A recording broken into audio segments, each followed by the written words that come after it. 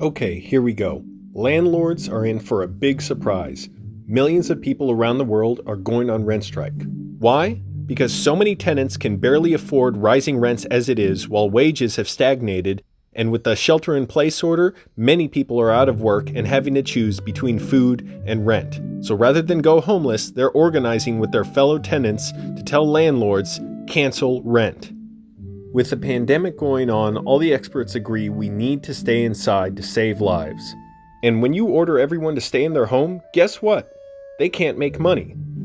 Now, in many different places, they have put a hold on evictions for non-payment of rent. But is that really going to do anything for anybody? The landlords are getting a deal from the feds, but they are still demanding rent. Here's what landlords get in the CARES Act. First, they get a freeze. This is called a forbearance. This means that you can stop payments for up to a year. They are doing this because everyone with any brains knows that the cost of living for people has to go down right now. Then they get a couple of options for how to repay the money, and the best option is that they get to tack what they owe onto the end of the loan.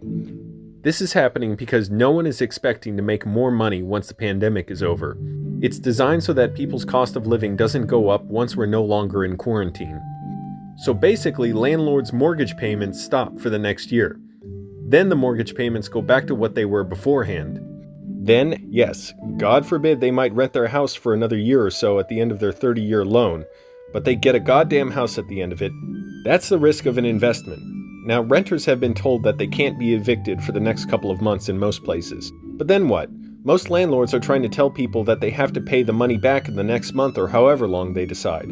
That means that yes, people's cost of living can go down for now, if they can tolerate the harassment from landlords who can't evict them for non-payment of rent. But then they are expected to magically make more money when the pandemic is over, while most people already pay at least half their income on rent. It's fucked, and it's not even the same deal as the federally backed loans.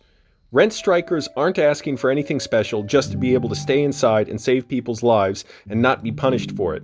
It's pretty simple, and it's happening one way or another. Rent relief or rent strike. Rent strikers unite!